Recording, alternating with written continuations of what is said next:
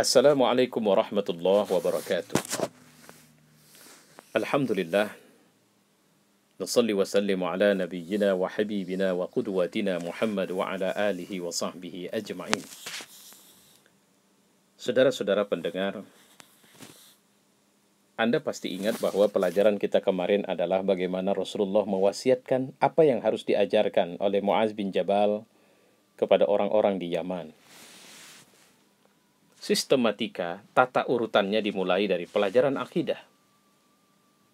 Baru kemudian pelajaran ibadah, pelajaran fikih, dan yang lain-lain. Nah, pertanyaannya sekarang adalah, apa sih akidah itu? Kata akidah berangkat dari kata al-aqad, yang artinya adalah ikatan. Kita mungkin pernah mendengar istilah aqdun nikah, akad nikah. Artinya adalah sebuah ikatan yang dalam bahasa Al-Quran juga disebut dengan al-urwatul wusqa, ikatan yang tidak atau sangat sulit untuk bisa dilepaskan kembali. Akidah artinya itulah ikatan yang membuat kita seperti ini. Ikatan itulah yang akhirnya telah menempatkan kita berpenampilan seperti ini, bertingkah seperti ini. Ikatan itulah yang akhirnya tidak aneh kalau kemudian siapapun mukmin, kalau dia terkait dengan aqidatul tauhid, aqidatul muslim, bahwa semua mukmin memiliki karakter penampilan yang sama. Karakter di mana akhirnya mereka menjadi manusia yang ketika berbicara memiliki sifat pembicaraan yang sama. Ketika mereka bertingkah laku dalam kehidupan sehari-hari, mereka memiliki akhlak dengan muwasafat akhlak yang sama. Saudara-saudara, inilah makna harfiah pertama yang patut kita pahami, bahwa akidah adalah ikatan. Kalau kita bawa kepada Islam, kepada siapa kita mengikat dan siapa yang mengikat kita? Allah Subhanahu wa taala. Kedua, secara harfiah, akidah itu juga adalah janji.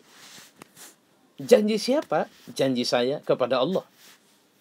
Janji saya sebagai hamba, janji saya sebagai budak, janji saya sebagai pengabdi kepada Allah Subhanahu wa taala. Janji saya sebagai budak itu artinya bahwa saya tidak memiliki kekuasaan apapun terhadap diri saya lagi.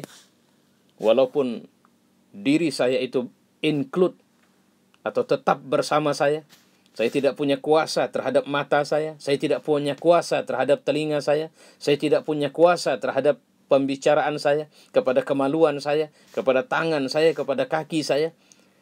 Yang memiliki kuasa terhadap itu hanyalah Allah Subhanahu wa taala.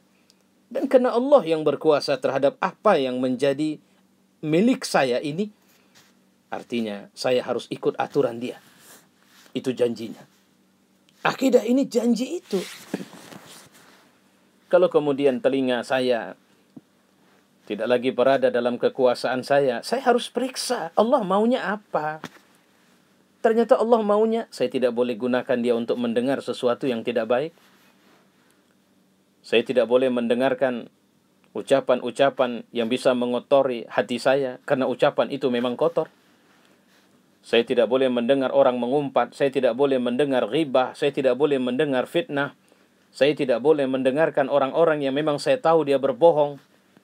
Saya hanya mau mendengarkan tausiah, saya hanya mau mendengarkan kalimat yang baik, saya hanya mau mendengarkan Al-Quran, saya hanya mau mendengarkan nyanyian-nyanyian yang mengingatkan saya kepada Allah. Itu satu sampel saja. Janji saya sebagai hambanya. Kemudian janji saya untuk siap sebagai khalifahnya. Janji saya untuk menjadi suami yang baik. Janji saya untuk menjadi ayah yang benar. Janji saya untuk menjadi tetangga yang baik.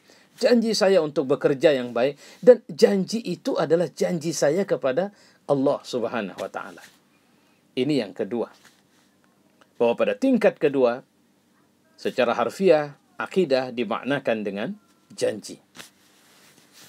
Pada tingkat yang ketiga, akidah bisa diartikan dengan niat. Dan Nabi SAW mengatakan, innamal a'malu bin niat. Amal itu adalah dimulai dengan niat. Saudara-saudara, niat yang dimaksud tentulah niat hidup. Inna salati wa nusuki wa mahyaya wa mamati lillahi rabbil alamin. Bahwa semuanya dalam hidup saya, ibadah saya, hidup saya, mati saya, lillahi rabbil alamin. Inilah beberapa penjelasan harfiah dari kata akidah.